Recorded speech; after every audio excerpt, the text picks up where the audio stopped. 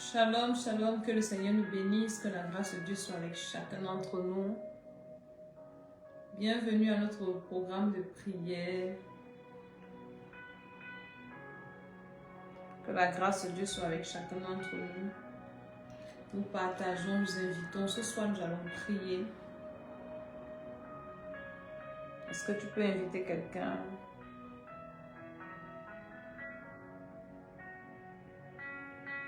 Au nom de Jésus de Nazareth. Ce soir, nous allons prier. Ce soir, nous parlons d'un rêve. Nous allons prier contre les mauvais rêves. Nous allons parler de l'importance de détruire les mauvais rêves dans la prière. C'est important de détruire les mauvais rêves dans la prière. Est-ce que tu peux inviter quelqu'un? Dans le nom de Jésus de Nazareth, invite quelqu'un à venir prier. C'est bon.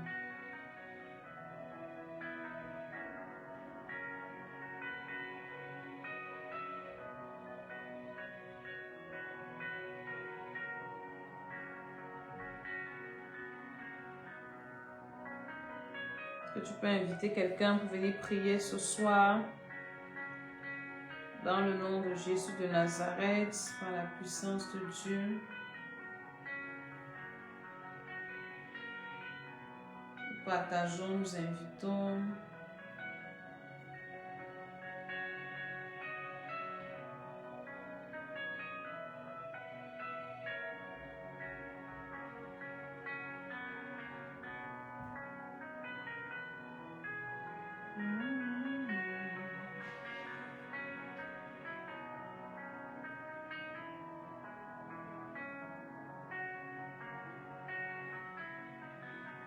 Alléluia.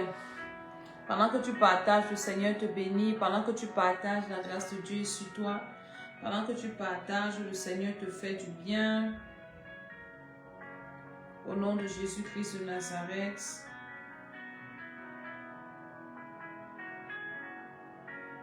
Pendant que tu partages, Dieu te bénit. Au nom de Jésus de Nazareth, invite quelqu'un à venir prier ce soir. Invite quelqu'un à venir écouter la parole de Dieu ce soir. Là, j'ai pris la Bible. Au nom de Jésus de Nazareth, invite quelqu'un.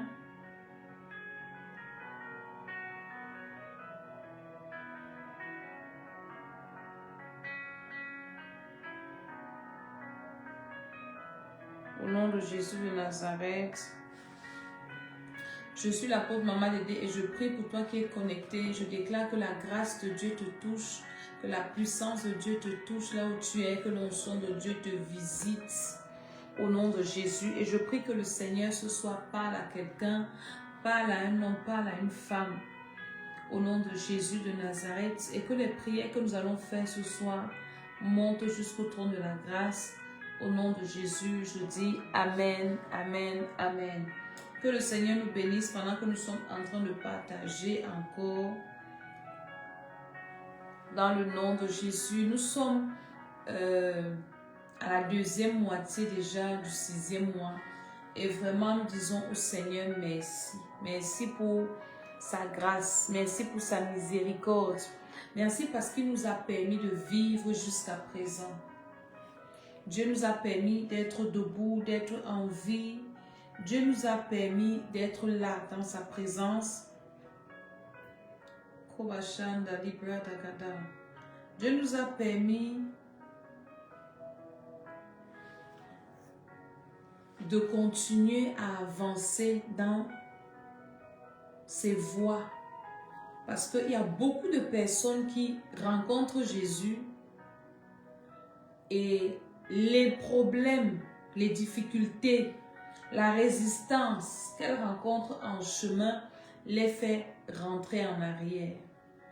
Et si toi et moi, nous sommes là en train de persévérer dans les voies de Dieu, ce n'est pas parce que nous sommes forts, c'est la grâce de Dieu. Donc, tous les jours, tu te lèves ou tu te rends compte que tu es encore dans le Seigneur. Dis à Dieu merci. Dis Seigneur merci parce que tu me gardes dans tes voies, tu me gardes dans ta parole. Tu me fais marcher encore. En fait, la foi, c'est une grâce. Beaucoup de gens abandonnent la foi facilement à cause des problèmes de la vie. Recevoir Jésus ne veut pas dire qu'on n'aura plus des problèmes dans la vie. Recevoir Jésus nous donne juste la capacité d'affronter nos problèmes et de les vaincre. Donc, si le Seigneur nous garde, comme il nous garde, si nous devons être reconnaissants. Tu dois être reconnaissant déjà d'être en vie et de rester dans la foi. Est-ce que je parle à quelqu'un? Donc ce soir, nous disons à Dieu merci pour tout ce qu'il fait pour nous depuis que l'année a commencé. Ne pense pas que tu vis parce que tu es fort. Est-ce que vous pouvez nous envoyer les cœurs et les pouces et continuer à inviter, à taguer? Ce n'est pas parce que tu es fort que tu es vivant. C'est parce que Dieu te garde. Amen. Donc aujourd'hui, nous allons vite entrer dans le sujet. Je prie que le Seigneur nous accompagne pendant ces moments, que sa grâce touche toutes les personnes qui vont se connecter, qui partagent, qui envoient les cœurs. Envoyez-nous les cœurs, que Dieu vous bénisse au nom de Jésus. Donc nous avons commencé à parler des rêves, des mauvais rêves. Les émissions précédentes, les mois précédents, nous parlions beaucoup des mauvais rêves. Et ce soir encore, nous allons parler encore de l'importance de prier contre les mauvais rêves. C'est très important. Le rêve est le signal que Dieu te donne dans ton esprit pour t'alerter des choses qui peuvent arriver. C'est vrai qu'il y a des rêves futiles. C'est-à-dire qu'en une journée, tu as pensé à quelque chose, tu as fait beaucoup de choses et c'est possible que dans la nuit, tu rêves de cet environnement, tu rêves de ces choses. Mais il y a des rêves que tu n'as pas pensé à quelqu'un ou à quelque chose et Dieu te montre ça dans la nuit. Comme il avait montré à Pharaon, dans le cas de Joseph, comme il avait montré à Nebuchadnezzar, dans le cas de Daniel. Donc c'est très important, une personne qui rêve, c'est une personne dont l'esprit est vivant. Une personne qui ne rêve pas, c'est une personne dont l'esprit est mort. Donc ce n'est pas bien de ne pas rêver. Et le dernier live que nous avons fait, c'était vendredi de la semaine passée. I think c'était vendredi la semaine passée. J'ai une de mes filles qui m'a envoyé ça après le live et je lui ai promis que nous allons parler de ça ce mercredi. Elle va nous expliquer, elle a expliqué dans son message que j'ai mis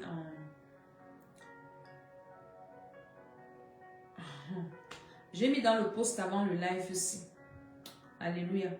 Donc, elle dit shalom et merci pour ce live. Donc, c'était le live de vendredi. Elle dit le live de vendredi lui a rappelé un rêve par rapport à son bras gauche. Donc, elle avait fait un rêve où dans ce rêve-là, elle n'avait pas de bras gauche. C'est comme si son bras gauche avait été amputé. Et dans notre dernier programme d'exclusion des forces ancestrales, le 3e tour, je pense qu'elle avait parlé de ça dans ce programme-là. Parce que là, nous sommes au 4e tour et par la grâce de Dieu, nous sommes déjà au 26e jour de prière. Alléluia. Donc, nous avons dit que cette année, nous attaquons la délivrance des forces ancestrales. Quand on parle de forces ancestrales, on parle de la sorcellerie familiale. Donc, la Nessie. On n'est que sur les sorciers de nos familles ici. Alléluia. Donc, elle avait fait ce rêve où elle n'avait pas un bras, le bras gauche. Et la Bible, c'est écrit dans la Bible, dans Proverbes. Je ne maîtrise pas bien le verset. Quand tu vois dans tes rêves quelque chose qui concerne ton bras gauche, le bras gauche, c'est la richesse. Et ton bras droit représente la longue vie. Donc, quand tu fais un rêve où ton bras gauche est attaqué, ça veut dire que ta richesse est attaquée. Donc, une personne qui rêve qu'elle n'a pas un bras gauche, c'est une personne, pour elle, elle dit que c'était au niveau de l'épaule que ça avait été amputé. Donc, ça veut dire que sa capacité spirituelle à générer de la richesse avait été amputée par la sorcellerie. Peut-être tu es là, tu me regardes, tu as déjà fait un rêve comme ça, où tu as un problème sur ton bras gauche, où tu as les doigts coupés, blablabla. Tout ce qui concerne le bras gauche, côté gauche, c'est la richesse. Et maintenant, le côté droit, c'est la longue vie. Est-ce que tu me comprends? Donc, du coup, elle avait fait ce rêve-là où elle n'avait pas le bras gauche. Et donc, elle nous avait dit, elle avait dit ça pendant le programme. On avait prié par rapport à ça pour restaurer sa richesse. Alléluia. Et maintenant, qu'est-ce qu'elle dit? Dans la semaine passée, elle a fait un rêve où ses deux bras sont revenus. Donc, après la prière, d'où j'insiste sur l'importance de traiter ses rêves. Ceux qui viennent dans nos programmes de prière, qu'est-ce que nous expliquons là-bas? Le rêve, c'est un devoir que Dieu te donne. C'est comme quelqu'un qui va à l'école. Après un cours, le professeur te donne les devoirs à faire à la maison. Il y a les travaux dirigés, il y a les devoirs, assignment, homework. Donc, quand Dieu t'envoie un rêve, c'est un devoir que Dieu te donne. Soit pour l'annuler, soit pour l'amener à la réalisation. Si vous comprenez. Donc, après qu'elle ait vu qu'elle n'avait plus de bras, on a prié et spirituellement, le bras a été restauré. According to her. Donc, maintenant, elle a fait le rêve où elle a maintenant ses deux bras. Sauf que jusque-là, à la main, les côtés sont inversés. C'est-à-dire, le coude droit jusqu'à la main est plutôt rattaché au côté gauche à partir du coude et vice-versa. Donc, si je comprends bien, c'est que les mains l'ont poussé. Je pense qu'elle n'avait même pas les deux mains dans le rêve qu'elle m'a envoyé. Ses deux mains étaient coupées. Et donc, on a prié et le Seigneur a restauré. D'où l'important, je veux partager ça pour amener quelqu'un à comprendre que c'est important de persévérer dans la prière. Maintenant, après la prière, le Seigneur lui montre comment ses bras ont été restaurés, mais à la différence que à partir d'ici et de là, elle dit que à partir du coude-ci, là c'est droit, jusqu'ici, c'est pris et c'est collé au côté gauche. Et le coude gauche en bas est venu coller, donc ils ont inversé comme ça. Vous voyez comment le monde est ténèbres et ils ne perdent pas le temps et ils ne dorment pas. Et ils sont toujours en train de travailler. Alors que toi, quand on va te dire prie sans cesse, tu vas dire que non, maman, j'ai prié une fois, Dieu va faire. Ce n'est pas que Dieu ne fait pas. Même Jésus, dans la Bible, il y a un aveugle que pour délivrer Jésus, pour le délivrer, Jésus a prié 2 fois ou plusieurs fois. La première fois, Jésus lui a imposé les mains, je pense. Je lui demande, qu'est-ce que tu vois? Il dit, je ne vois pas bien. Je vois les hommes comme les arbres. Jésus a encore prié. Est-ce que Jésus qui était Dieu, qui est Dieu, n'avait pas assez de pouvoir pour délivrer cet homme une fois? Non. Jésus voulait nous montrer que dans la prière, il faut persévérer.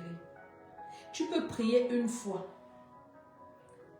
Ça avance ou bien ça ne bouge même pas. Continue à prier jusqu'à ce que tu as demandé à Dieu soit parfait. Si je parle à quelqu'un. Donc, premier rêve, elle se voit sans bras parce que je me souviens de ce rêve-là. Elle disait qu'elle avait des petits trucs comme les nageoires au niveau des coudes et des épaules ici. Mais les bras étaient amputés. Ça, c'est son état spirituel que Dieu lui a montré. Entre-temps, tu pries, Seigneur, bénis-moi. Je vais te bénir. Tu vas retenir avec quoi? Tu n'as pas de main, tu n'as pas de bras. Dieu bénit l'œuvre de tes mains. Oh, spirituellement, on a coupé tes mains, tes bras. Tu ne peux pas retenir, tu ne peux pas recevoir. Et Dieu lui montre. Maintenant, on prie pour la restauration spirituelle. Retenez et notez que je vous dis tous les temps que la vie est d'abord spirituelle. Maintenant, on prie, les bras poussent. Ça revient. Mais l'ennemi inverse ça comme ça. Tu vas faire quoi avec 2 bras? Ça devient, si c'est normal, une main regarde là-bas, l'autre main regarde là-bas. Qu'est-ce que tu vas tenir avec les mains qui sont comme ça? Comme quand on chantait quand on était petit. Ami, donne-moi. Si tu ne me donnes pas, ta main sera comme ça. comme ça, comme ça. Alléluia. Donc, ses mains sont devenues comme ça, alors qu'elle a prié. On continue. Donc, ses pouces sont internes et non externes. Donc, les pouces sont comme ça et non comme ça. Parce que comme ça, c'est pour tenir. Et quand c'est comme ça, ça va tenir quoi? Donc, en fait, la main-ci ne retient pas comme ça. Aïe. Et dans le rêve, elle refusait de confesser que ses bras-là lui appartenaient. Donc, spirituellement, en fait, dans le rêve, son esprit était déjà éveillé que non. Ça, ce n'est pas Dieu. Les bras-là, ce n'est pas moi. Je refuse ça. Donc, ça veut dire que spirituellement, déjà, son esprit est éveillé. Quand tu peux faire un rêve, et dans le rêve, tu es conscient. Par exemple, tu as une attaque, et tu as la conscience de citer la parole de Dieu. De dire au nom de Jésus, c'est bien une bonne chose. On veut t'amener peut-être à pécher, tu refuses, tu dis non, je ne fais pas ça. Elle dit que ton esprit est éveillé. Maintenant, les personnes qui sont dans les rêves, on les manipule, on les pousse à faire le péché, c'est autre chose, c'est mauvais. C'est pour ça que tu dois prier pour que ton esprit soit toujours aiguisé, même dans ton sommeil. Parce que le monde des ténèbres fonctionne dans la nuit, dans le sommeil, quand tu es affalé, quand tu es sans défense. Ils viennent donc t'utiliser pour te pousser à faire des choses, pour te pousser à pécher, pour te vider, à faire des choses que tu ne peux pas faire quand tu es éveillé. Mais elle, dans son sommeil, elle savait que c'était pas normal. Elle dit qu'elle a grondé la personne qui coupait ses bras pour faire l'échange. Et la personne lui a répondu en patois que tu as déjà le bras gauche, hein? Je dois changer ça. Et la personne continue en disant que avec les deux bras, tu pourras saisir les choses. Or, si elle change les bras, là, tu ne pourras pas obtenir. Est-ce que vous comprenez un peu ce que le diable fait? Donc, elle a prié le Seigneur à restaurer ses bras. Le diable est encore venu attaquer pour dire que si elle te laisse avec les deux bras-ci, tu vas commencer à obtenir les choses. Donc, ce que tu demandes à Dieu, là, tu pourras obtenir ça. Donc, il faut que je change ça. Comme je ne peux plus couper, je dois seulement changer. Est-ce que tu comprends un peu comment le diable est? Quand le diable ne peut plus t'empêcher d'être béni, il vient corrompre ta bénédiction. Soit il vient changer. Tu comprends ça? Il peut changer ça. T'apporter la contrefaçon. Et toi, tu penses que c'est Dieu. C'est pour ça que je viens interpeller ceux qui m'écoutent et qui me reçoivent. Que vous soyez mes enfants spirituels ou pas. Il n'y a pas que mes enfants spirituels qui me suivent. Il y a plein de gens qui écoutent mes lives. Parce que ça réveille leur esprit sur les réalités du monde spirituel. C'est très important. Tu ne peux pas vivre sur cette terre, comme je l'ai dit dans un de mes lives, une de mes petites vidéos l'autre jour, en étant simple. Si tu es simple, tu seras détruit. La Bible même nous dit ça. Que l'homme prudent voit le mal de loin et il se cache. Mais les simples avancent et sont détruits. Je ne vais pas venir te dire ici, parce que sur TikTok, il y a tout. Sur les réseaux, il y a tout. Il y en a qui font les publicités, des porte-monnaies magiques et tout. Et ce qui est choquant, c'est que les enfants de Dieu sont intéressés par ce genre de choses. Les enfants de Dieu aujourd'hui, quand je dis enfants de Dieu, je mets tout le monde dedans. Parce que qu'on soit pasteur ou apôtre, on est d'abord enfant de Dieu. Et c'est le titre qui est le plus important. Dieu ne va pas venir chercher, oh les pasteurs, les apôtres. Non, Dieu va venir regarder ses enfants. Les enfants de Dieu ne veulent pas s'intéresser à la spiritualité divine. Ils aiment les raccourcis, les choses qui vont trop vite. Il faut que Dieu n'est pas un magicien. Dieu, c'est un Dieu de processus. Dieu, avant de te bénir, te sort de l'Égypte. Il ne te bénit pas en Égypte. Il te sort de l'Égypte. Il prend le temps de sortir l'Égypte de toi avant de t'amener dans la terre promise. Parce que Dieu sait que le temps que tu as passé en Égypte là, tu n'étais pas seulement en Égypte, l'Égypte est entrée en toi. Maintenant, il faut que l'Égypte là sorte de toi. C'est dans le processus là de faire sortir l'Égypte là que les enfants de Dieu n'aiment pas. Il faut que Dieu fasse vite. Et donc, on se trouve des raccourcis. Parce que Dieu, la vraie bénédiction de Dieu qui enrichit, qui n'est suivie d'aucun chagrin, passe par un processus. Le processus là commence par la nouvelle naissance. Après la nouvelle naissance, la délivrance. C'est très important. Je ne vous parlerai que de ça. La délivrance de ton âme, de ton esprit, de ton corps, c'est très important. Dieu n'envoie pas la bénédiction dans un corps pollué, dans une âme polluée. Parce que le but pour Dieu, ce n'est pas de te faire jouir des biens de ce monde. C'est de te sauver d'abord ton âme. Pour Dieu, il veut que tu gagnes ton éternité d'abord. C'est très important. Maintenant, le reste vient après. Je crois que c'est Matthieu 6 qui nous dit ça. Matthieu 6, 34. I think so. Cherchez premièrement le royaume et la justice de Dieu. Et toutes les autres choses nous seront données par-dessus. Donc, tout ce que tu veux là, Dieu peut te donner ça. En une fraction de seconde. Mais Dieu veut te sauver. Dieu veut me sauver. C'est ça qui l'intéresse en fait. Et donc maintenant, nous, on est pressés. On veut que Dieu fasse vite. Le monde spirituel est réel. Un enfant de Dieu sérieux, après avoir reçu Jésus, doit chercher sa délivrance. Parce que quand tu es dans le monde sans Jésus, tellement de choses ont été faites dans ta vie spirituelle, dans ta vie. On a coupé tes bras, on a coupé tes pieds, on a coupé ceci. Et tu n'es que là physiquement. On te voit physiquement. Matthieu 6, 33, merci. Alors que tu n'es pas là en fait. Est-ce que tu comprends? Tu n'es pas là. Il faut qu'on te reconstitue spirituellement. Qu'on reconstitue tes grâces, tes bénédictions, ton homme intérieur. Voilà un cas palpable dont on vient de parler. C'est une personne qui prie beaucoup, qui ceci et qui fait dans les affaires. Mais les affaires sont sans dessus-dessous. Ça ne marche pas à gauche, à droite. Et on prie. Et c'est une personne qui était à fond dans la prière. On devait se moquer d'elle que toi tu es toujours là. Les affaires de maman t'aider ici. Tu es en train de prier. Mais toi voilà qui souffre, qui souffre. Si Dieu n'avait pas ouvert, je vais plus lui montrer que ma fille, il va te bénir, tu as les mains. Tout ce que j'envoie là, tu vas prendre ça avec quoi?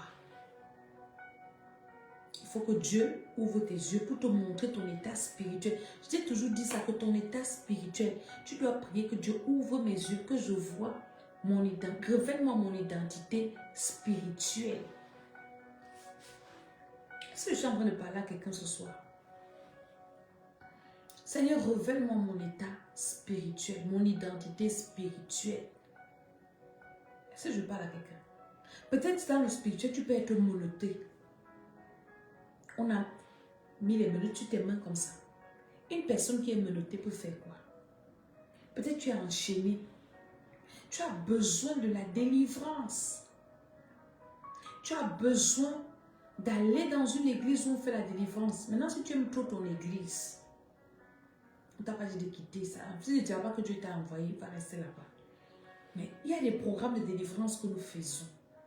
Tu peux venir à ces programmes-là tout en restant dans ton église, mais tu viens quand même faire ta délivrance. Maintenant, le problème, c'est que la délivrance, ça entretient. Si tu fais la délivrance et que tu es dans un endroit où on ne parle pas de ça, c'est comme une personne, tu es guéri d'une maladie et tu continues à mal te nourrir. tu vas toujours te tomber malade, même si Dieu te guérit peut-être du cancer, par miracle, et que tu recommences avec les mauvaises habitudes alimentaires, le cancer va revenir. Je comprends ce que je vais dire. Donc, si tu es dans un environnement, ne parle pas de délivrance. Prie Dieu, dis Seigneur, je reste ici où je pars.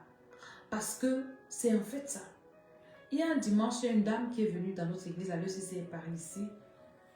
Elle m'a contactée, elle m'a dit, veux-tu que vienne à l'église? Elle est venue à l'église. Et la première fois que je l'ai vue, je m'ai dit que, be careful, comme je te voici, on est en train de te presser pour que tu aies un AVC.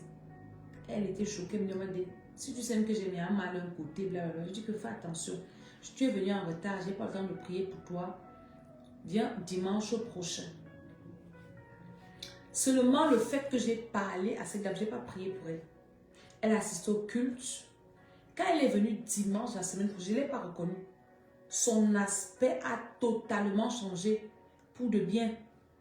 Elle est devenue rayonnante, brillante. Et l'esprit que j'avais vu chez elle était parti. Je dis, mais je ne t'ai même pas reconnue, tu as changé. Elle me dit, dès que tu as fini de me parler, si le culte que j'ai fait ici dimanche, c'est comme un fardeau qui est quitté sur moi. Je dis, ok, je vais prier pour toi ce dimanche. Dimanche passé, je n'ai même pas prié pour toi, mais Dieu a commencé le travail. Si je parle à quelqu'un. Et le dimanche qui suivait, j'ai prié pour elle. Et pendant que je priais pour elle, je lui dis, le Seigneur me dit que tu ne dois pas partir parce qu'on est en train d'appeler ton esprit. Pendant la prière, elle a sursauté, elle a été choquée. Elle me dit ça, je ne t'ai pas dit ça. J'étais déjà en train de rentrer dans mon pays. Je dis que ce n'est pas Dieu, c'est le diable. Est-ce que vous comprenez? Maintenant, tu viens faire la délivrance comme ça. C'est bien. Je vous ai pris un cas. Elle, dans une église, elle persévère là-bas, elle est tout. Okay. Mais si ça ne suit pas là-bas, c'est ça qui est mauvais en fait. Si je parle à quelqu'un. Parce que la vie spirituelle est réelle. Elle est trop réelle. Et il faut que tu sois là, on t'enseigne dessus. On te guide. On te guide dedans et que tu fasses ta délivrance maintenant, qu'on t'enseigne comment conserver ta délivrance. Parce que tant que nous sommes sur la terre, on aura des combats, on aura des ennemis, il y aura plein de choses. C'est-à-dire que la vie sur la terre, c'est une vie de combat. Si vous comprenez. Maintenant, par exemple, je reviens sur le cas qu'on a étudié tout à l'heure. Les mains penchées ici. Maintenant, on doit prier pour que les mains là redeviennent normales. Quand les mains redeviennent normales, on doit attaquer les personnes qui font ce travail. Parce que si on prie seulement pour que les mains redeviennent normales, parce que à la fin de son reçu, elle dit que la personne qui faisait ça, il disait que tu as déjà tes deux mains. Si je te laisse tes mains là sans changer, tu vas recevoir. Il faut que je change. Donc, il y a une personne qui fait ce mauvais travail là. Dès que tu pries pour la restauration de tes mains, tu dois te lever maintenant pour attaquer la personne qui fait le travail, couper ses mains aussi. Parce qu'elle utilise les mains pour venir changer tes mains là. Prendre l'épée de l'esprit et taillader les mains de l'esprit, pas physiquement. Mais je trouve qu'elle parle ici, c'est spirituel. 2 Corinthiens 10, verset 3 à 4. Si nous marchons selon la chair, nous ne combattons pas cependant selon la chair, car les armes avec lesquelles nous combattons ne sont pas charnelles, mais elles sont puissantes par la vertu de Dieu, blablabla, blablabla, blablabla. C'est la Bible. La Bible n'est pas blablabla, pardon Seigneur. Va continuer la lecture. Tu comprends? Donc, spirituellement, tu dois maintenant te lever, prendre l'épée de l'esprit et tailler les mains de la personne-ci. Comme toi, tu ne veux pas que j'ai les mains-ci. Moi, je taille tes mains-là qui veulent que moi, je ne puisse pas recevoir. Quand tu finis maintenant de mettre la personne-ci hors d'état de nuit, tu commences maintenant à prier pour dire que Seigneur, toutes les bénédictions que je n'ai pas en fait, que j'ai manqué quand je n'avais pas les mains, que les bénédictions là reviennent dans mes mains. Tu rappelles maintenant les bénédictions là. Que le Seigneur fasse le rappel de toutes les bénédictions qui sont tombées ou bien que quiconque a pris les bénédictions pendant que Dieu envoyait et moi je n'avais pas les mains pour récupérer, que les bénédictions là reviennent. Je les récupère au nom de Jésus de Nazareth. Je récupère toutes les bénédictions là partout là où ça se trouve par la puissance de Dieu. Est-ce que quelqu'un est en train de m'écouter? Et c'est là où tu verras comment les bénédictions là reviennent. Elles reviennent. Parce que si tu as fini de prier pour que tes mains reviennent, tu as attaqué le monsieur qui te dérangeait ici, et tu ne pries plus pour que les bénédictions là reviennent, tu auras les bonnes mains, mais elles seront vides. Si tu me comprends un peu, comment est-ce que tu dois prier? Tes mains doivent être restaurées et les bénédictions aussi doivent être restaurées. Dieu a dit, je remplacerai les années que les sauterelles ont dévorées. Donc Dieu doit aussi remplacer les bénédictions que tes mains ont manqué, que le voleur a volé. C'est très important. Je t'enseigne ici les étapes de la prière terre à terre. Parce qu'il y a beaucoup de personnes qui prient, mais qui prient mal. Qui prient comme battant l'air. Et elles ne reçoivent pas l'exaucement. Elles sont frustrées. Est-ce que vous comprenez ça? Elles sont frustrées. Seigneur, oh voilà comment je prie.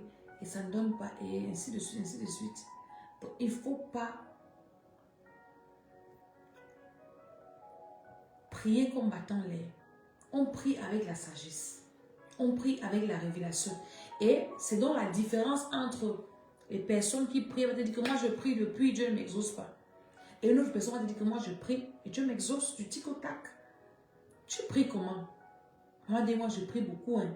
Je prie, hein. Comme tu vois là, je prie. Tu pries qui? Tu pries comment? Tu dis quoi dans ta prière? Tu pries par rapport à quoi? Beaucoup prient, ils font des faux combats. Est-ce que je suis en train de parler à quelqu'un? Donc, ça, c'est un exemple pour te dire comment est-ce que si tu as fait un genre de rêve, tu dois prier jusqu'à ce que tu obtiennes le résultat escompté. Il faut que les bénédictions arrivent dans tes mains spirituelles et que ça se manifeste dans l'oreille physique. Et quand ça se manifeste dans l'oreille physique, tu commences à voir l'argent entre les mains. Tu vends, l'argent entre. Tu as l'argent là. Maintenant, il faut réaliser. Parce que le diable ne se va pas se décourager. Tu peux avoir l'argent entre les mains, mais c'est inutile. Tu ne fais rien avec. Le gaspillage, faux investissement encore. Donc, tu dois, la prière, c'est, on n'arrête pas la prière. La prière, c'est jusqu'à ce que Jésus revienne. Mais là, j'ai la bénédiction. Seigneur, donne-moi la grâce de bien gérer. Ça ne doit pas glisser entre mes mains. Je ne dois pas investir faire des mauvais investissements. Pas de gaspillage. Le voleur ne va pas encore venir voler ça entre mes mains. Et tout, et tout, et tout, et tout, et tout. Est-ce que j'ai parlé à quelqu'un? Donc, si tu m'as écouté ce soir, commence à prier, dis Seigneur, restaure mes mains. Si mes mains ont été amputées ou bien changées, comme pour cette sœur-là, pendant que je prie, que mes mains soient restaurées, que mes mains, à chacun à sa place, au nom de Jésus, le bras gauche au côté gauche, le bras droit au côté gauche. Mon Père, restaure mes bras, restaure mes mains, restaure mes bras par la puissance de Dieu. Restaure mes bras, restaure mes mains par l'autorité de Jésus. Restaure mes bras au nom de Jésus-Christ de Nazareth. Maintenant, toute personne qui se lève, parce que tu n'as même pas les bras, tu ne peux pas combattre. La Bible dit que il arme mes bras au combat. Tu n'as pas les bras, tu vas combattre comment? Vous avez vu comment on prend dans une armée les gens qui n'ont pas les bras. Dans une armée, on ne prend pas les gens qui ont les défauts corporels. Dans une armée, on ne prend pas les gens qui ont les défauts corporels. Tu n'as pas les bras, tu n'as pas les pieds. Tu ne peux pas être dans une armée. Tu vas être un soldat. Donc, le diable vient d'abord te désarme. Tu ne peux même pas le combattre. Tu ne peux pas. Tu n'as pas les bras. Dieu va armer quoi au combat? Donc, il vient couper tes mains là. Même s'il te faut tenir une arme. une arme spirituelle même. Tu vas tenir ça, tu n'as pas les bras, tu vas tenir avec quoi? Donc tu deviens seulement leur jouet. On te balade à gauche, balader à droite. Dis, Père, restaure mes bras spirituels. Restaure mes bras physiques. Restaure mes bras physiques, mes bras spirituels. Au nom de Jésus, pendant que je prie, mes bras sont restaurés. Mon bras gauche restauré. Mon bras droit restauré. Ma main gauche restaurée. Ma main droite restaurée. Au nom de Jésus, toutes les capacités de mes mains sont restaurées par le feu au nom de Jésus. Et ça avec les bras que tu réalises tout, que tu signes les contrats, que tu reçois les bénédictions. Dis, Père, au nom de Jésus, pendant que je prie, restaure mon bras gauche, restaure ma main gauche, restaure mon bras droit, restaure ma main droite, par le feu de Dieu. Au nom de Jésus-Christ, mon bras droit est restauré, ma main droite est restaurée, mon bras gauche restauré, ma main gauche restaurée par le feu de Dieu. Quiconque m'a amputé les bras, je récupère ça au nom de Jésus, par le sang de Jésus. Je me souviens, j'ai prié avec une personne, elle m'avait montré qu'elle avait la lèpre, je pense que je vous ai parlé de ça, à partir des coudes ici jusqu'en bas.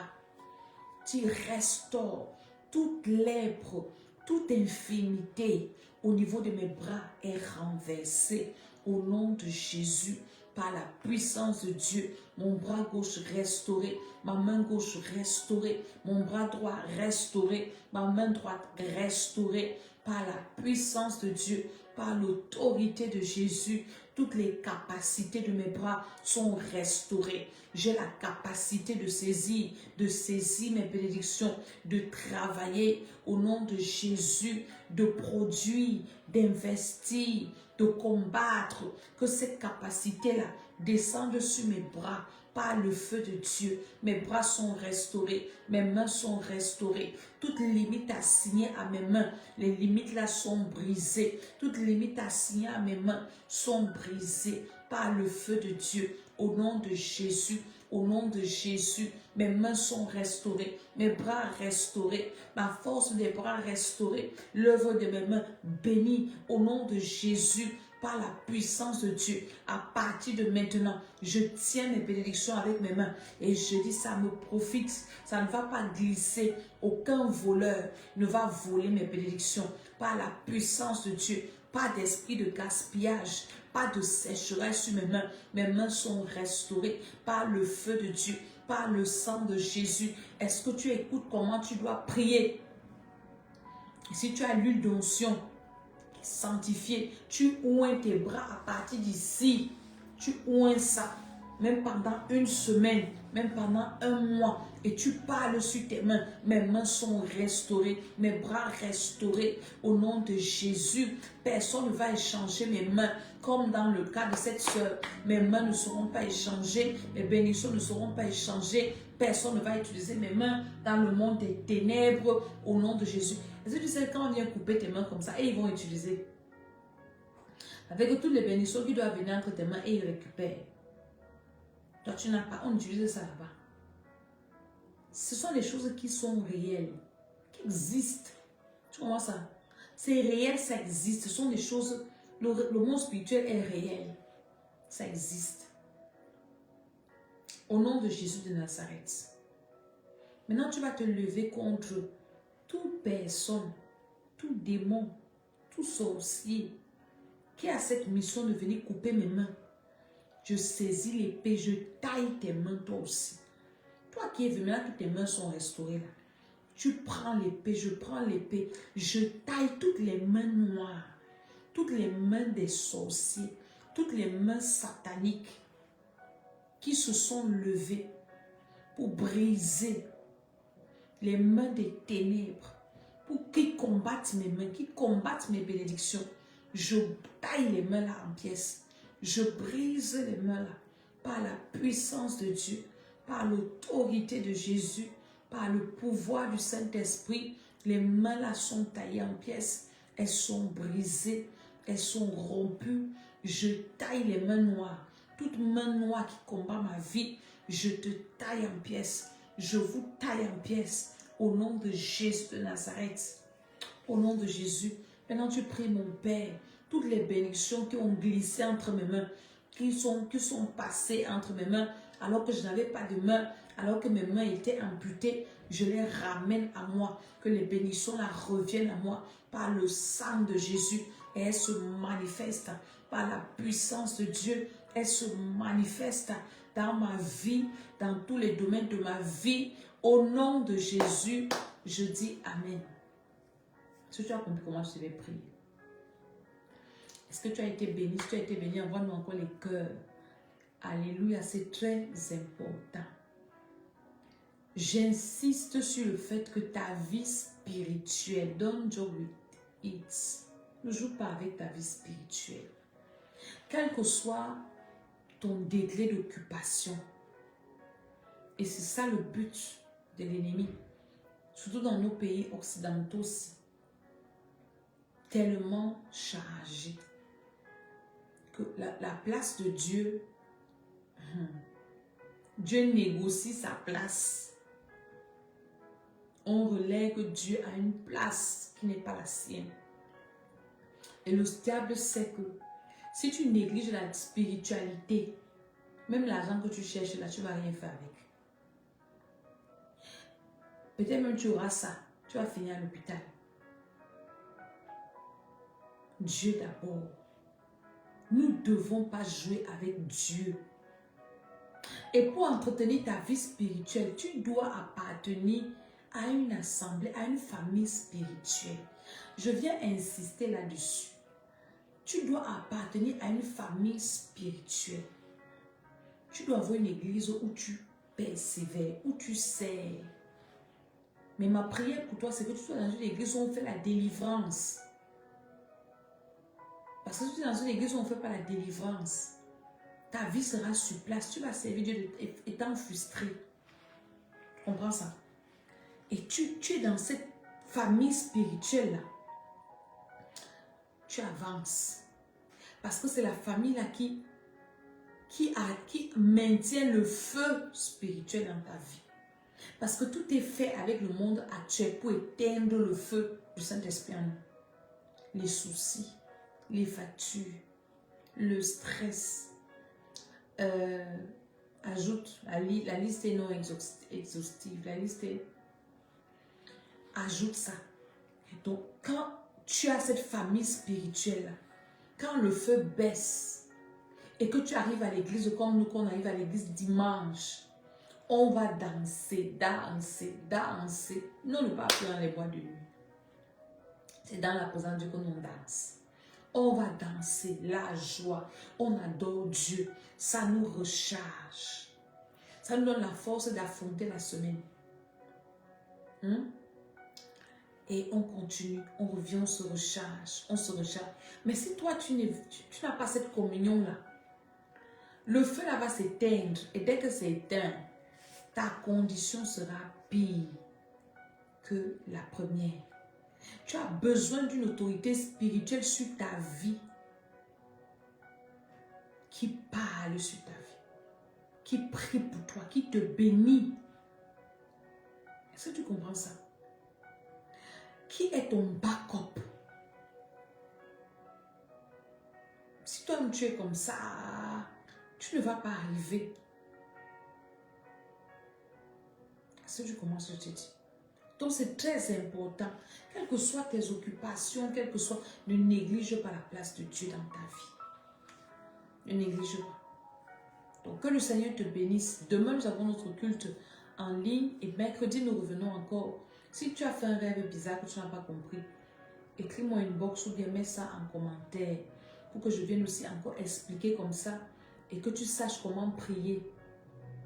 Si tu négliges tes rêves, les problèmes que tu auras, est-ce que tu comprends ça?